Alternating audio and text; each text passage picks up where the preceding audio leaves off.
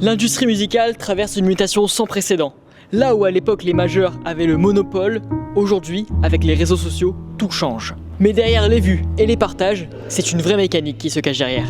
Moi, je pense que c'est un risque. Il faut que le refrain il soit pertinent, viral et tient de tête. Derrière ces succès viraux, les avis divergent. Les influenceurs ont une part de responsabilité là-dedans. Sur TikTok, tout commence par un choix simple, une musique.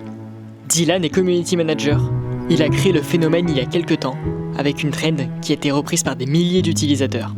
On a choisi ce son, alors c'était purement instinctif, mais à la fois on avait une cible de ce qu'on voulait sur la musique par rapport à notre vidéo. On a mis du temps à la trouver, on cherchait pour que ça colle bien à la vidéo. Il y a des artistes, et moi je l'ai entendu, qui disent voilà, on fait un morceau, et dans le morceau on va écrire un petit passage, et on pense tout de suite que ce petit passage, il va falloir que ça devienne une trend, quelque chose sur TikTok.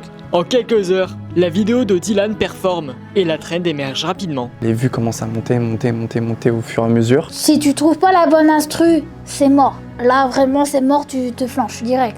Quand la vidéo a été reprise par ces gens et notamment par les influenceurs, là on s'est rendu compte que ok, ça veut dire que la vidéo marche vraiment, qu'elle a eu un impact fort et que si même eux reprennent cette vidéo, c'est que le message a marché, que le contraste est là.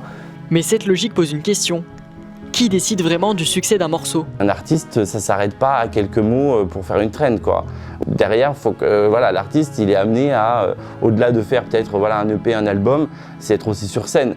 Est-ce que les gens vont vraiment aller voir un chanteur parce qu'ils ont entendu une chanson ou parce qu'ils ont entendu une phrase, une partie d'une chanson sur TikTok? Je sais pas. Le début succès, je me disais non c'est pas possible que ça marche en fait. Enfin je suis 100% artiste reconnue même si je suis différente. Disons qu'il ne faut pas s'arrêter là, c'est-à-dire qu'un morceau qui va percer avec TikTok, etc., ça peut être un one-shot et puis plus rien derrière. Et ça, c'est un petit peu le danger. Si ça perce, c'est très bien, mais il faut que derrière, il y ait un vrai projet artistique avec d'autres sons enregistrés et pas forcément se dire voilà, TikTok. Les sons que je fais, c'est pas uniquement sur TikTok. Que je fais, c'est pour avoir un projet carrière assez loin sur scène et tout. Ça arrive régulièrement que des artistes finalement percent avec un single et puis en fait après on les oublie aussi. TikTok n'a pas seulement changé la façon dont on découvre la musique. La plateforme a aussi redéfini la manière dont elle se crée, mais aussi dont elle se consomme. Mais néanmoins, une question reste ouverte. Est-ce que la viralité suffit-elle à construire une carrière ? Merci à la Cité du Digital de m'avoir accueilli et en tout cas, je vous fais des gros bisous. Et ici, ils ne sont pas des débutants, ils sont professionnels. Ciao.